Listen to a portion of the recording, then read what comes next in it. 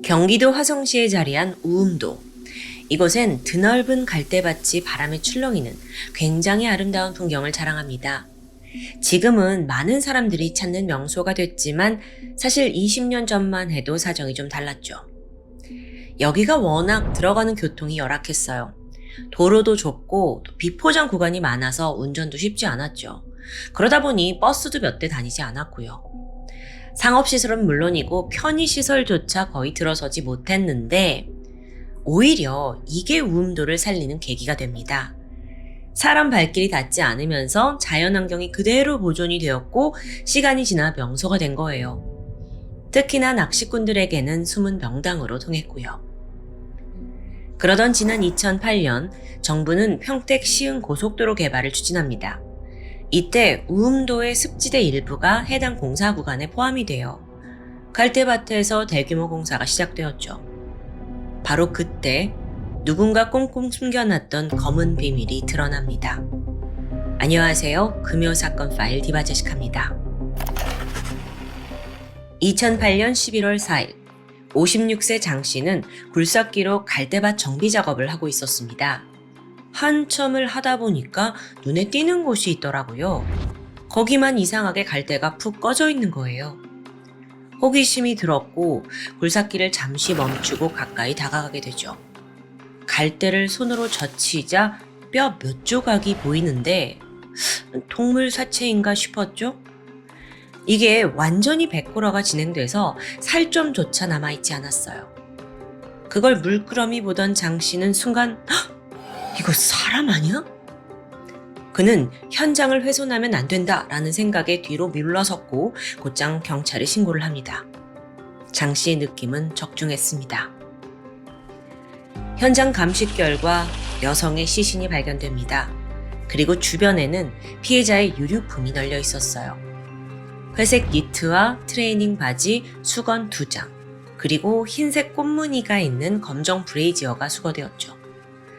그 와중에 눈에 띄는 건 두개골 옆에 있던 염색한 갈색의 긴 머리카락이었습니다. 40cm 정도로 굵은 웨이브가 져 있었거든요. 봤을 때 사망하기 얼마 전 미용실에 다녀온 것으로 추정이 됐죠. 그녀는 과연 누구일까요? 국과수 부검 결과 키 163에서 170cm 사이 20대에서 30대 여성으로 추정이 되었습니다. 사체가 워낙 백골화가 장기간 진행된 상태라서 사망 원인을 알아내긴 어려웠어요. 그나마 대퇴골의 골수에서 소량의 DNA를 확보했는데 당장은 비교할 대상이 없었고요. 우선 B형인 것만 파악했죠. 그런데 한 가지 이상한 점이 있었습니다. 여러 유류품이 주변에 있었는데도 불구하고 신발은 보이지 않아요.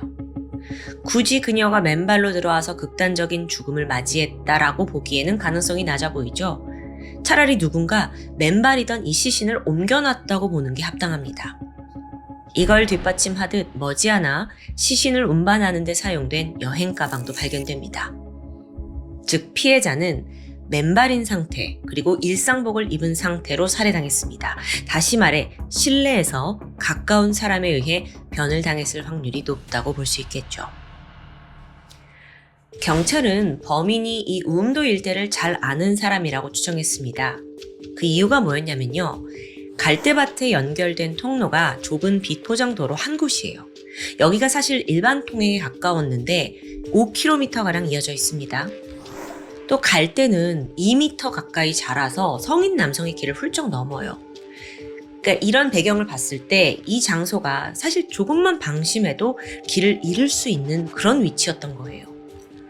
게다가 범인은 힘겹게 시신을 가져와서 매장조차 하지 않고 그냥 방치하고 떠났습니다. 즉 대충 유기하더라도 절대 들키지 않을 거라는 확신이 있었던 것으로 보이죠. 그러려면 우음도에 빠삭한 사람이어야 할 거고요. 가장 먼저 우음도 주민들을 상대로 탐문 수사가 이루어집니다. 시신의 예상 신원과 또 의복 정도를 토대로 전단지 배포하고 목격자 찾아 나섰어요. 근데 성과가 없었죠. 사실 이곳은 굉장히 한적한 동네입니다. 한 주민은 매일 아침마다 논에 물을 대지만 외지인을 본 적은 거의 없다 라고 이야기를 해요. 이렇게라면 수사는 금방 교착 상태에 빠질 거죠. 그래서 결국 시신 발견 14일 만에 경찰은 공개 수사로 전환을 합니다. 전국 단위로 제보를 기다리면서 피해자 신원 확인에 주력했죠. 우선 화성을 비롯해서 인근 지역 안산, 시흥, 평택을 중심으로 실종자 그리고 가출 여성 명단을 모두 조회해요. 그 수가 800명에 달했어요. 통신 기록, 금융거래, 의료 기록까지 일일이 확인을 했거든요. 이 와중에 생활 반응이 전혀 없는 사람들만 추려서 다시 그들의 가족들과 DNA를 대조합니다. 이건 상당한 수사 인력이 필요한 작업이었는데 그럼에도 불구하고 일치하는 사람은 나타나지 않고 있습니다. 다음으로 수사 방향은 유류품으로 향했습니다. 그 시신을 담았던 가방을 보니까 중국산, 이태원 일대에서 판매가 되었더라고요. 근데 이게 또 대부분 현금으로 산 거라 구매 기록이 없습니다. 속옷 같은 경우에는 브랜드 확인했고 또 카드로 구매한 사람까지 확보를 했는데 구매자만 19,000명이 넘어요. 이들을 모두 확인하는 건 사실상 불가능했죠. 이렇듯 다각도로 수사를 확대했지만 실마리가 좀처럼 잡히지 않습니다. 그렇게 수사관들이 점점 지쳐가던 그때 국과수에서 아주 중요한 소식 하나가 도착합니다. 발견된 시신의 얼굴, 광대뼈 일부가 인위적으로 잘려있다는 내용입니다. 이건 생전에 광대뼈 축소 수술을 받은 흔적이었죠. 자, 여러분, 광대 축소는 성형수술 중에서도 고난이도 수술입니다. 그리고 전신 마취를 해야 해요. 그래서 당시에는 규모가 어느 정도 있는 성형외과에서만 수술이 진행되었고요. 그래서 이걸 토대로 경찰은 일단 인근 화성, 수원, 안산 뿐만 아니라 우리나라의 성형외과가 밀집된 서울 강남, 압구정 일대까지 주목하게 됩니다. 그렇게 물망에 오른 게 총 570여 개의 병원이에요. 그런데 이 광대 축소술은 비보험이에요. 그래서 건강보험 기록에 남지 않습니다. 만약 카드를 사용했다면 다행이겠지만 대다수가 좀 병원에서 할인 받으려고 현금 결제를 했거든요. 그래서 이제 중요한 건 그 환자 명단을 확보하는 겁니다. 그래서 병원에 갔죠? 근데 병원 대부분이 비협조적이에요. 왜냐하면 이건 아무래도 환자의 프라이버시 또 이런 개인적인 것과 관련이 되니까요. 그래서 고민하던 경찰이 과감하게 칼을 빼들어요. 그 병원 중에 가장 규모가 큰 병원을 상대로 압수수색 영장을 청구한 겁니다. 그러니까 여기서 답을 찾겠다라는 의미보다는 이렇게 압수수색을 당했다라는 소문이 빠르게 퍼질 거 아니에요. 그러면 다른 병원도 안 되겠다 싶어서 이제 협조를 할 거다라는 걸 예상한 겁니다. 그렇게 수사가 조금씩 속도를 내기 시작했죠. 경찰은 약 2,000여 명의 광대뼈 수술 환자 명단 확보했고요. 일일이 전화 걸어서 생존 여부를 확인했죠. 그렇게 오랜 조사 끝에 최종적으로 60명의 여성이 남게 됩니다. 경찰이 또다시 이들의 가족을 찾아가서 인터뷰했어요. 인상착의, 실종 여부 확인까지 세세한 대조를 통해서 드디어 유력한 한 사람이 떠오릅니다. 그녀는 바로 30세 여성 곽 씨입니다. 시신이 발견되기 2년 전인 2006년 3월 서울 압구정의 한 성형외과에서 광대 축소 수술을 받았어요. 가족에게 확인한 결과 피해자의 신장이 일치하더라고요. 하지만 정작 그녀의 어머니는 딸의 행방에 대해 잘 모르겠다라고 답변을 하고 있었는데 딸이랑 연락 끊고 산 지가 5년이 넘었어요. 그냥 어디서 뭐하고 사는지도 모르니까 그러니까 우리는 가출 신고도 안 한 거지. 잠시 곽 씨에 대해 알아볼까요? 그녀는 3살 무렵 부모님이 이혼하면서 조부모에게 맡겨집니다. 이후 청소년기에 할아버지가 돌아가시면서 아버지 집으로 들어갔지만 새어머니와 사이가 좋지 않았습니다. 결국 16살에 가출을 했고 유흥업소를 전전하게 되죠. 당당치 못한 일을 하다 보니까 평소에 가족들과 연락을 하지 않았습니다. 그래서 실종 소식조차 아무도 몰랐던 거예요. 경찰은 어머니의 DNA를 확보해서 시신과 대조를 했고요.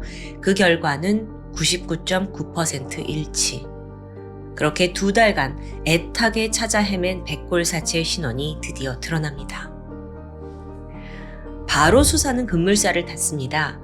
우선 경찰은 그녀가 거주하던 강남 논현동의 오피스텔을 찾아가요. 하지만 이미 1년 전인 2007년 5월에 계약이 끝나 있었죠. 현재는 다른 사람이 살고 있더라고요. 그러니까 곽 씨의 생전 소지품을 확보할 수는 없었는데 경찰이 포기하고 돌아가려는 순간 예상치 못한 곳에서 단서가 나왔습니다. 우연히 아파트 관리인으로부터 중요한 이야기를 하나 듣게 된 거예요. 관리인에 따르면 새로운 세입자가 이사를 들어올 당시 남자친구 고 씨가 대신 방문했다고 합니다. 확인을 해보니까 보증금도 고 씨 통장으로 반환이 되었고요. 남자친구? 그런데 여기서 의심점은 더 있습니다. 같은 날 피해자의 만기 적금이 해약돼요. 그리고 돈 6천만 원 정도가 또 남자친구 고 씨 통장으로 들어갔고요. 이거 정말 너무나도 결정적인 증거죠. 어쩌면 그는 곽 씨가 돌아오지 못할 걸 미리 알고 있었다는 듯 돈을 다 빼돌렸으니까요. 즉각 경찰은 피해자의 주변인들을 수소문했고 남자친구에 대해서 묻게 됩니다. 그런데 좀 뜻밖의 반응이 돌아와요. 걔가 남자친구가 있었나? 고 씨의 존재를 잘 모르더라고요. 그나마 지인 몇몇이 만나는 남자가 있다고 들은 적이 있다. 돈 많은 사업가라더라. 이렇게 모호하게만 이야기합니다. 뭔가 두 사람이 좀 대놓고 사귀는 사이는 아니었던가 싶었어요.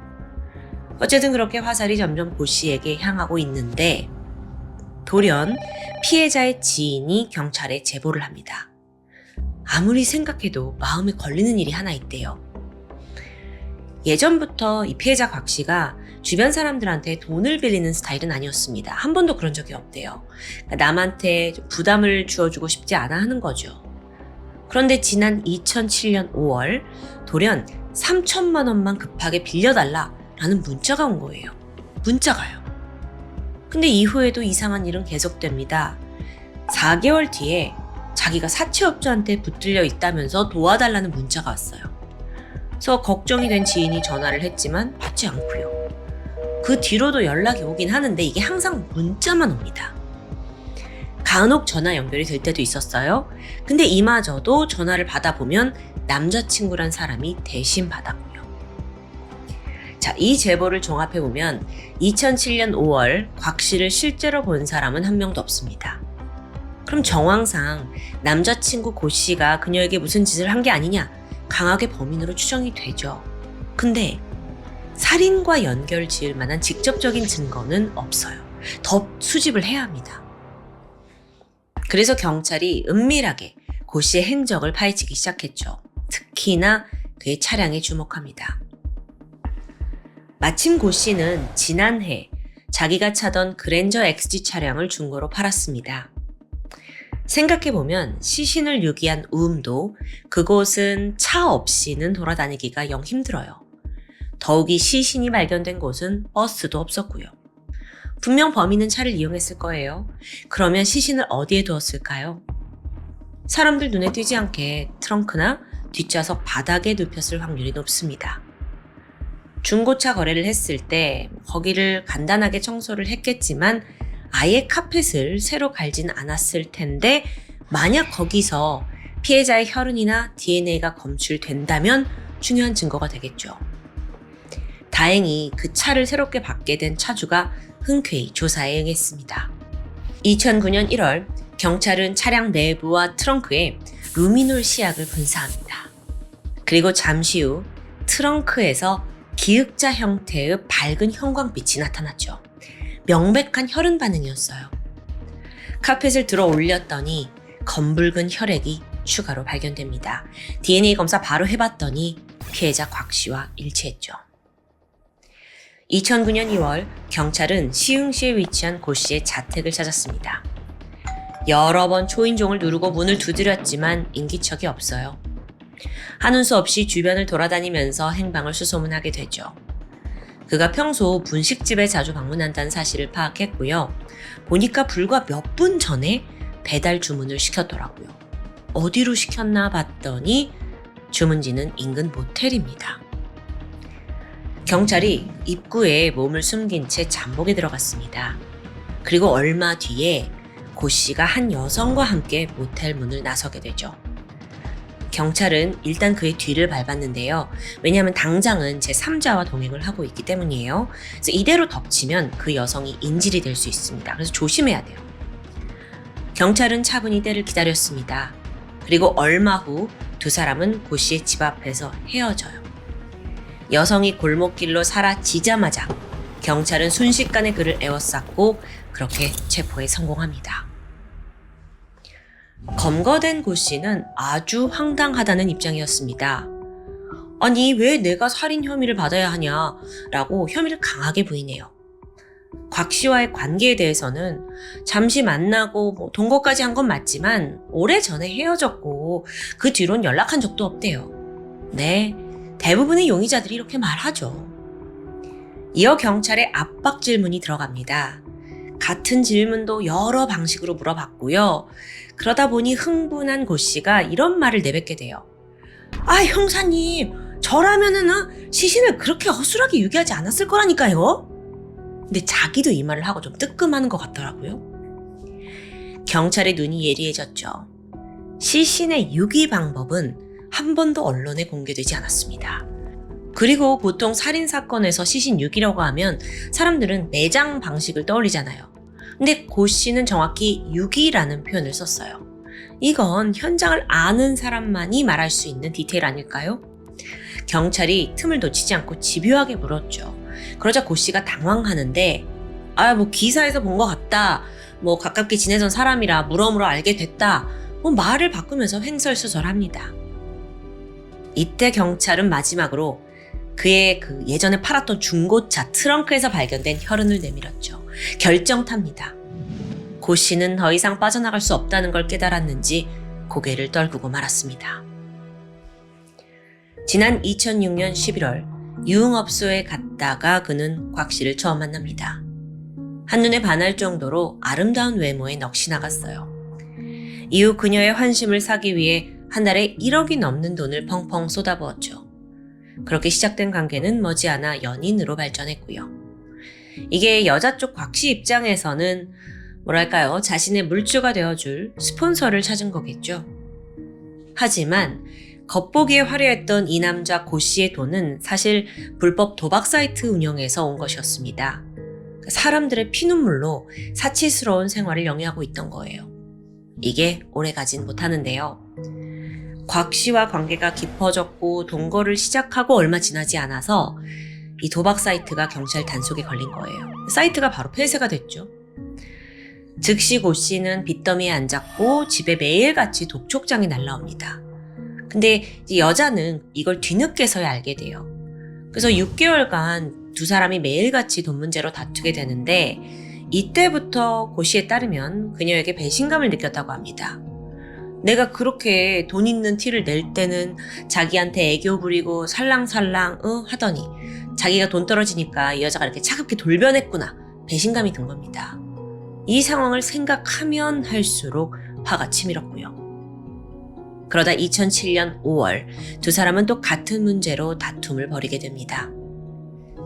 고 씨에 따르면 분노를 참지 못하고 여자친구의 어깨를 세게 밀었는데 그대로 쓰러지면서 벽에 머리가 부딪혔다. 피가 흐르더니 곧 정신을 잃었다. 그래서 나도 놀래가지고 흔들어 깨웠지만 의식이 없었다. 근데 사실 이때 신고를 하면 응급처치를 받았을 수 있어요. 그런데 여기서 고 씨가 선택한 건 복수였죠. 이렇게 된 거 그냥 차라리 죽어버려. 그는 곽 씨의 목을 손으로 강하게 조르기 시작합니다. 그리고 잠시 후 여자친구는 싸늘한 시신이 되었죠. 고 씨는 그 시신을 여행 가방에 구겨 넣었습니다. 그리고 유기 장소는 예전부터 자주 낚시를 하러 갔던 우음도로 결정했어요. 왜 여기가 낚시꾼들 사이에서 이제 아름아름 그 명소라고 했었잖아요. 알고 있었던 거죠. 이미 지리에도 익숙했고 또 거기 안에는 한적한 곳이 수두룩합니다. 그렇게 고 씨는 시신을 갈대밭 사이에 그냥 던져놓고 태연히 돌아왔습니다. 이후 살던 집 보증금, 곽 씨의 적금 깨가지고 자기의 빚을 다 청산합니다. 급한 불은 껐지만 더 급한 일이 있었죠. 최대한 실종 신고를 늦춰야 하잖아요. 그래서 고 씨가 치밀하게 행동을 하는데요. 우선 여자친구 핸드폰 요금과 보험료는 계속 납부를 합니다. 그리고 주변 지인들한테 급전이 필요하다는 듯 문자를 보낸 거예요. 그렇게 거의 1년 가까이 범행을 잘 숨기다 보니까 점점 고 씨는 자신만만해졌습니다. 살인을 저질렀지만 자신의 범죄가 영원히 밝혀지지 않을 줄 알았죠. 하지만 경찰의 집요한 추적 끝에 그의 오만한 믿음은 1년 반 만에 박살났습니다. 2009년 2월 고 씨는 살인 및 사체 유기 혐의로 무기징역을 선고받습니다. 재판 당시에 우발적인 살인을 주장하면서 막 억울하다고 오열하더라고요. 죄를 뉘우치는 척 연기하는 거 아닌가 싶지만 이게 딱히 형량에 영향을 주지 못했습니다. 마지막으로요, 이 사건은 사실 경찰들에게 수사의 바이블, 수사의 정석이라고 불립니다. 여러분, 백골 사체가 발견이 되면 보통 신원 파악이 굉장히 어려워서 수사 초기부터 제약이 많습니다. 신원을 모르는데 다음 수사를 어떻게 할 수 있어요? 더 힘들어지죠. 그래서 당시의 형사들은 1부터 100까지 작은 가능성 하나도 놓치지 않으려고 노력했는데요. 서울 경기권에서 광대 수술을 한 20, 30대 여성의 생존 여부 모두 확인했다. 이게 저는 좀 놀라웠습니다. 그 방대한 양을 조금씩 쳐내가며 점점 피해자의 신원에 가까워진 거겠죠. 그 결과 드디어 범인을 찾아냈고 그는 죗값을 치르게 되었습니다. 우리에게 경찰, 수사기관의 존재 이유를 너무나도 잘 보여주는 사건이 아닌가 싶은데요. 전력을 다해 범죄를 해결한 수사팀에게 다시 한번 박수를 보내고 싶습니다. 지금까지 금요사건 파일 디바제시카였습니다. 안녕하세요. 토요미스테리 디바제시카입니다. 부산 사하구 남서쪽에 위치한 작은 섬 신자도. 참 보기에도 황량한 모습이죠. 그 흔한 나무 한 그루 찾기 힘들고 오직 갈대와 모래로만 이루어져 있습니다. 사람이 살기엔 척박한 곳이지만 그래도 신자도는 철새들이 잠시 쉬어가는 장소이기 때문에 보호구역으로 지정돼 있는데요. 근데 문제는 철새 외에는 사실상 아무도 찾지 않는 이 신자도, 그야말로 무인도인 셈이죠. 지난 2014년 12월 29일 아침, 신자도 주변을 지나던 한 어선 선장이 특이한 광경을 목격합니다. 커다란 독수리가 해변가에 앉아서 정신없이 무언가를 뜯어먹고 있는 모습이에요. 이상했습니다. 왜냐면 이 섬에는 독수리가 먹을 만한 어떤 생명체가 살고 있지 않기 때문이었죠. 수상함과 또 호기심 반의 선장은 독수리가 뭘 먹는지 확인하기 위해 가까이 다가가는데 그건 놀랍게도 한 남성의 변사체였습니다. 즉각 신고가 접수되었고 경찰이 신자도에 도착했죠. 우선 발견된 이 시신의 상태가 매우 처참합니다. 바닥에 엎어진 채 이미 백골화가 상당 부분 진행되었어요. 그렇다면 꽤 오랫동안 여기에 방치된 것으로 보이죠. 그런데 특이한 점이 있었습니다. 발견 당시에 한쪽 발목을 제외한 신체의 대부분이 해변의 모래 속에 파묻혀 있었다는 점이었죠. 경찰은 일단 이 남성의 신원 그리고 사망 원인을 밝혀야 했습니다. 그래서 부검을 하게 되는데 이 과정이 순탄치 않아요. 10손가락 중에 지문이 남아있는 손가락이 한 개도 없었기 때문이에요. 결국 경찰은 이 시신의 외형, 남아있는 외형과 치아 감식을 통해서라도 최소한의 단서를 수집해보기로 합니다. 그래서 보니 나이는 50대 이상, 키는 163cm 정도의 다부진 체격을 가지고 있었고요. 스포츠 머리를 하고 있었을 것으로 추정됩니다. 그런데 시신에서 알 수 있는 건 이게 다였습니다. 이후 경찰은 혹시 인근 마을에 비슷한 체형의 실종자가 있는지 확인하기 위해서 근처 섬마을 그리고 육지 지역을 수색하게 돼요. 그리고 천만다행으로 제보 하나가 며칠 후에 들어옵니다. 섬 인근의 다른 섬에 살고 있던 50대 남성 김 씨가 어느 날 갑자기 실종되었다는 소식이었죠. 그 제보자가 말해주는 외형이 신자도 백골 시신과 상당 부분 흡사합니다. 근데 신원을 확인할 방법은 DNA 대조일 텐데 경찰은 실종됐다는 그 김씨 여동생의 DNA를 얻어내서 비교하게 됐고 결과는 정확히 일치했죠. 김씨가 살던 곳은 신자도에서 몇 킬로미터 떨어진 작은 섬마을이었습니다. 그는 김 양식업장에서 일을 했고 동료들과 함께 컨테이너에서 생활했어요. 평소에 김씨는 불평불만을 하는 일이 잘 없었다고 합니다. 그냥 묵묵히 성실하게 일하던 사람이었죠. 근데 그러던 어느 날 갑자기 자취를 감춘 겁니다. 그가 실종된 날은 이 백골 시신으로 발견되기 딱 46일 전이었던 11월 13일입니다. 이 날은 마침 김씨의 휴일이기도 했죠. 그날 마을에서 김씨를 본 사람은 단 한 명도 없습니다. 지갑, 휴대폰, 옷, 생활용품을 비롯한 모든 소지품은 숙소에 그대로 남겨져 있었어요. 그렇다면 이건 자발적인 실종은 아니라는 건데요. 그나마 개인 물품들 중에서 유일하게 사라진 게 있는데 그건 바로 작업할 때 항상 타고 다니던 배 한 척입니다. 이 배가 성인 남성 2-3명이 타면 꽉 찰 정도의 작은 규모였는데 사실 작업할 때 빼고는 보통 선착장에 묶여 있었죠. 근데 그날 배가 없어졌고요. 사람들은 이걸 보고 김씨가 쉬는 날인데 혼자 바다에 나갔구나 라고 추측했던 겁니다. 그런데 이거하고는 좀 모순되는 점이 있어요. 이 마을에 있는 해양관리소 출항 기록을 조사해 보니까 11월 13일 김씨의 배는 출항하지 않았습니다. 정확히 말하면 출항 신고가 접수되지 않은 상황이라고 볼 수 있겠죠. 그런데 동료들은요, 이 평소에 김씨 성격상 출항 신고도 하지 않고 무작정 바다로 나갔다? 이게 말이 절대 안 된다고 주장합니다. 실제로 그날 선착장에 있던 사람들 중에 김씨, 그러니까 바다로 나가는 김씨를 목격한 사람도 없어요.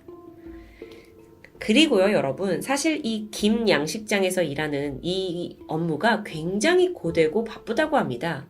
그래서 작업자들에게 휴일이 주어진다는 건 굉장히 보물 같은 일이에요. 간절하죠. 그래서 설사 바다로 나갈 일이 생겨도 휴일은 피해서 휴일은 푹 쉬는 게 당연지사입니다.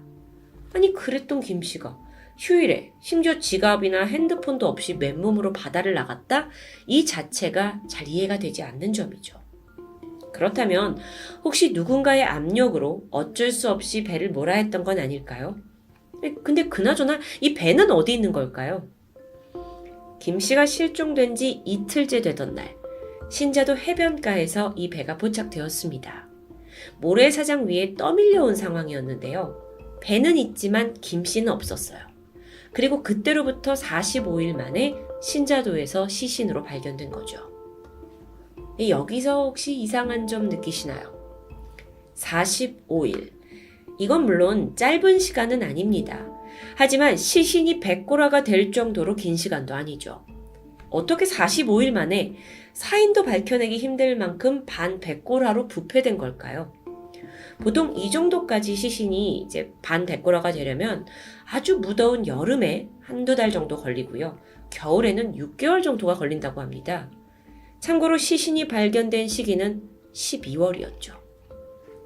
물론 사방이 전부 바다고 또 습한 모래사장이기 때문에 수십여일 묻혀 있었다면 100고라가 평소보다 좀 빨리 진행됐을 가능성도 있긴 합니다. 근데 이건 일반적인 케이스는 아니라고 해요. 이렇게 100고라에 대한 많은 의심점이 있는데 그건 그렇다 치더라도 또 다른 이상한 점이 있습니다. 모래 속에서 시신을 딱 파냈는데 그 모습이 기이했어요. 실제로 옷은 전혀 입고 있지 않았고요. 붉은색 속옷만 걸친 상태입니다. 김씨가 실종되었을 때가 11월 중순.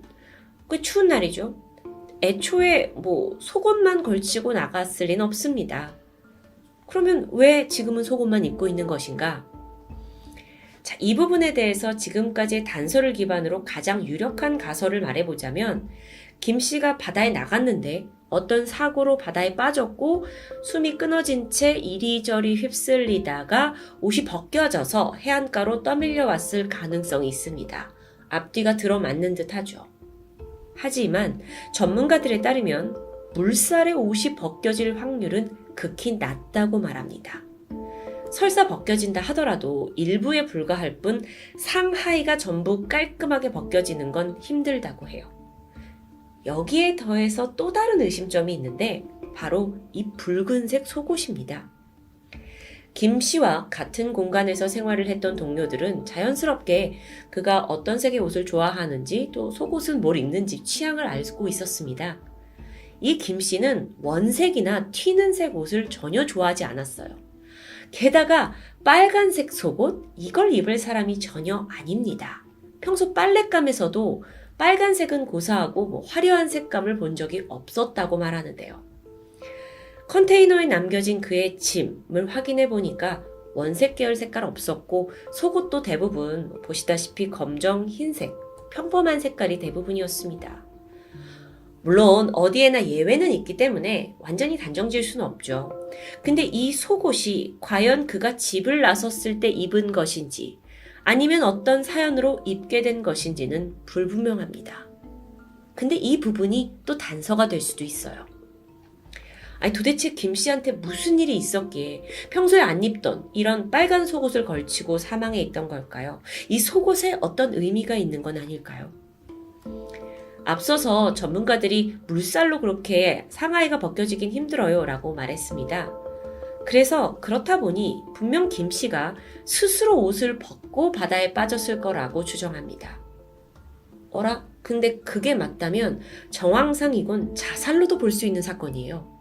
그렇긴 하죠. 근데 이 부분에 대해서 김 씨 가족과 지인들은 코웃음 쳤습니다. 김 씨는 평소 업무가 아무리 고돼도 불만도 하지 않았고 또 평온해 보였고요. 이틀 전에는 컴퓨터까지 한 대 새로 샀습니다.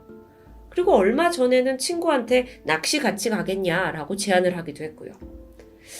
혹여 남모르는 돈 문제나 여자 문제가 있었나 경찰이 조사했지만 전혀 그런 상황은 밝혀지지 않습니다. 자살은 전혀 고려되지 않았어요. 그럼 왜 그는 그날 신자도에 간 걸까요? 혹시 신자도에서 누군가를 만나려 했고 그 사람에 의해 살해된 건 아닐까요? 이 생각을 지을 수 없죠. 아니면 아예 그 전부터 누군가의 협박으로 배를 몰았을 수도 있습니다. 그런데 정말 끝나지 않아요. 이 배를 조사해 보니까 또 뭔가 이상합니다. 연료통에 기름이 거의 줄지 않은 겁니다. 이게 무슨 얘기냐면 김 씨가 살고 있는 섬에서 신자도까지 가는데 필요한 기름은 최소 3리터입니다. 하지만 발견 당시에 연료통에는 기름이 한 1.5리터 정도만 쓴 상황이에요. 그러니까 이 말은 즉슨 김 씨의 배가 신자도에 닿지 못하고 그 전에 운행을 멈췄다는 게 되겠죠. 그러니까 사건 현장이 신자도가 아니라 그 전이라는 건데요. 거기서 어떤 사건이 났고 배와 시신이 신자도까지 떠밀려왔다는 거겠죠. 근데 또 조사해보니까 배에 결함은 없습니다. 그렇다면 그를 바다로 이끈 그 사람은 누구일까요? 거기에 사건이 집중되죠. 근데 또 여기서 답답해지는데 아무리 알아봐도 도저히 김 씨 주변에 원한을 사거나 문제를 일으킬 만한 사람이 나오지 않는 겁니다. 워낙에 조용하고 눈에 띄지 않는 사람이었어요. 물론 여러분, 아예 생각을 바꿔서 단순히 혼자 배 타고 나갔다가 사고를 당했을 수도 있죠. 작은 배였기 때문에 암초에 부딪혔을 수도 있고 또 어떤 워류대 때문에 배가 뒤집혔을 수도 있습니다. 근데 문제는 배에 사고의 흔적이 없어요. 이런 가설에 앞서서 일단 그 황금 같은 휴일에 혼자 배를 타가고 나갔다는 거, 게다가 출항신고도 안 했다는 것 자체가 앞뒤가 맞지 않죠. 이렇게 여러 가능성을 아무리 대입해도 도저히 답이 안 나오는 상황입니다. 그러던 중 또 다른 주장이 등장하죠. 혹시 김 씨가 누군가에게 납치되어서 배에 태워졌다라는 거. 출항신고를 안 했으니까 애초에 배 시동을 건 게 김 씨가 아니라 다른 사람일 수 있다는 거죠. 어쩌면 그 전에 김 씨가 죽은 상태로 시신의 상태로 배에 실렸을 수도 있습니다. 그렇게 1.5리터의 연료만 가지고 바다 어딘가에 도착을 해서 범인이 이 사람의 신원을 감추기 위해서 옷 벗기고 속옷도 갈아입혔을 수 있겠죠. 그리고 시신을 버리고 이후에 범인이 배를 버리고 배를 버릴 수가 없네요. 그럼 어떻게 돌아가죠? 여기서 막히게 되는데요. 그렇다면 공범이 있을 수 있겠죠. 그래서 다른 배로 갈아타고 유유히 사라졌다. 그런데 공범까지 끌어들일 만한 이 사건에 어떤 강력한 계기가 있어야 될 텐데 살해 동기가요. 그럴 만한 사람은 나오지 않습니다. 이 사건 정말 돌고 돌아서 막 여러 가지 상황을 대입해봐도 결국 다시 원점으로 돌아오는 아주 답답한 느낌이에요. 황량한 무인도로 알려진 이 신자도에서 발생한 백골 시신 사건. 신원, 그건 쉽게 밝혀냈지만 그 외에는 어떤 것도 밝혀내지 못했던, 제대로 된 용의자도 추려낼 수 없었던 말 그대로 절망적인 사건입니다. 김 씨의 유족들은 아직도 가족의 죽음을 받아들이지 못하고 있습니다. 하지만 사건의 진실을 알고 있는 건 이젠 죽은 김 씨, 그리고 그날 김 씨와 함께 사라졌던 배뿐이겠죠. 너무도 미스테리한 신자도 백골 시신 의문 사건. 지금까지 토요미스테리 디바제시카였습니다.